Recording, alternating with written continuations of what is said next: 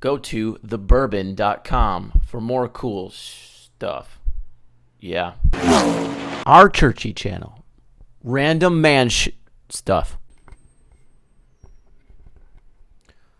How to replace or install the front shocks on a 1976 GMC Suburban 3/4 ton 4-wheel drive. Quad shocks. Your shocks are getting old. You can tell because you usually will go over a bump and not stop bouncing, or they look like this. First step is to remove them. In our case, the quad shock, there are bushings that go in between each shock and in between the last shock and the frame. Make sure you get those out, because you may possibly need them depending on what new shock kit you bought. So I'm just taking them out and setting them aside and keeping them. As you can see, the old bolt is pretty rusted. The mount's pretty rusted. The bushings are pretty rusted. Rust is pretty rusted. So now they're loose. Out of the bottom. Sometimes it's easy, sometimes it's not. I had an extremely tough time getting the bottom ones. Oh, ow! As you can see. So, put a little WD-40 on there. They also have WD-40 anti-seize. In my experience, they kind of work the same. You probably don't need to really do this, but it just makes me feel better.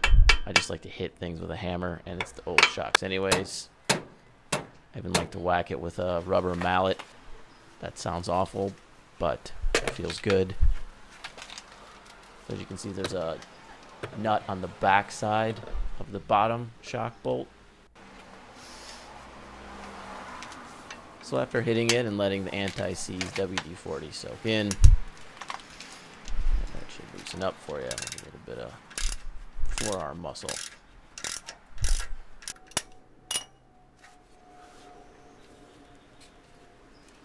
There's the nut off the back. Then you give it a tap with the hammer to get it started pushing out the other side.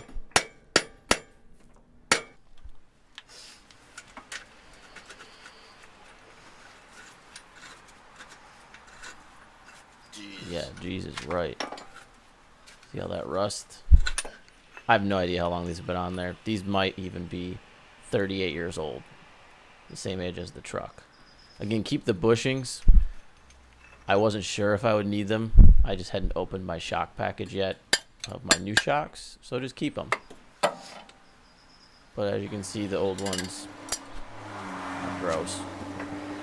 And I don't have video of it, but I could take the shocks with my hands and just with 2 fingers compress them and pull them apart, compress them and pull them apart. Now, before you put the new shocks back on, I like to clean that rust out of the shock mount area and then touch it up with some flat black paint.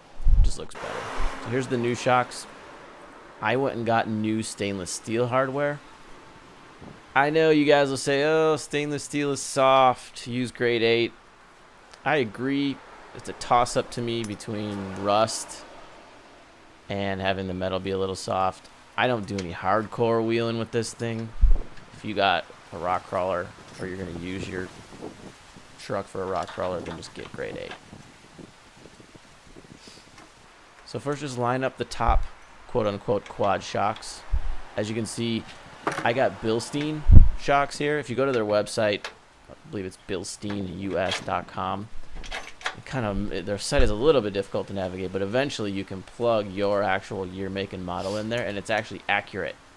It gives you your year, make, and model, and what inch lift you have on there. So there's a 4-inch lift on this truck, and they had these shocks. So you buy 2 and 2 on each side, and it came with the bushings properly spaced and already installed. Bastard.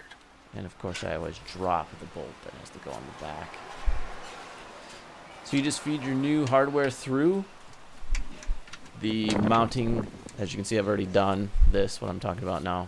Feed the bolt through the mounting bracket and in through the frame mounting hole, and put a nut on the back side, and then reach up in there with a crescent and tighten that down to spec. Again, this is for the top mounts. You see there's a little space in the bushing there. Just have to tighten it until that gets tightened up. What I'm pointing out here is that you got to get the bottom of those two up to that bottom shock mount. Those two shocks is what I'm referring to. So I just took my floor jack and jacked the frame up to try to just get them as close as possible so I don't have to muscle as much. You do have to keep one of the bushings off of your old shocks for the bottom shocks. That bushing goes in between, right there, as you can see, that inside of the outside shock and the shock mount for the inside shock. If you have these quote-unquote quad shocks, you'll know what I'm talking about once you get into there and look.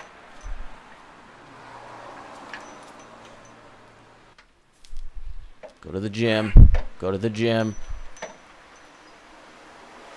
This is the hardest part, is getting them up to the mount and getting them lined up. So I just muscled the first one up there and rested it on top of the bottom shock mount.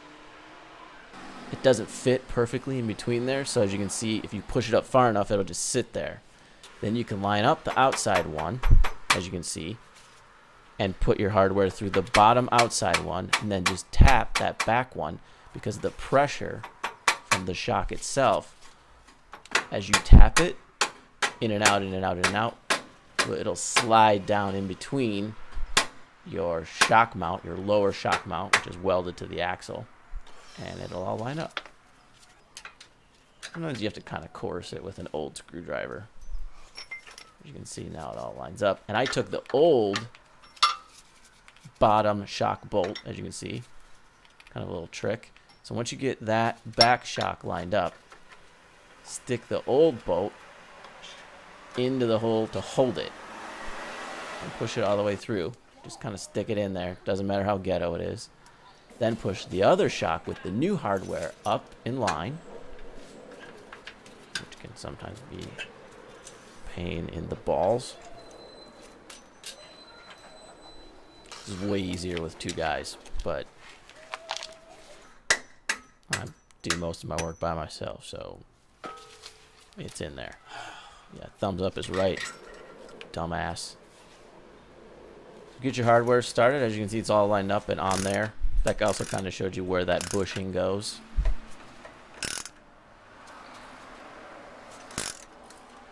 And then just tighten it up to spec. In my opinion, this quad shot thing, that bottom outside shock there kind of sticks way out and would probably get hit on a rock if I really went nutballs with any sort of off-roading. This is just kind of to show you the sleeves, the upper boots, if you will, on your shocks. Probably won't line up or they'll slide up and down. So just gently take a little bit of WD-40, and so it's easier to kind of slide down, and then gently tap with a screwdriver, and you can get them even up and lined up, as you can see there. But don't get nuts with a screwdriver. You'll poke a hole in them because it's just rubber. And there you have it. Front quad shocks installed. Do the same on the other side. It's exactly the same. That's right, Crow. Thanks for watching. For more information, go to thebourbon.com. As you can see, this is a slow restoration of this 1976 Suburban, and share it. Thanks a lot for watching.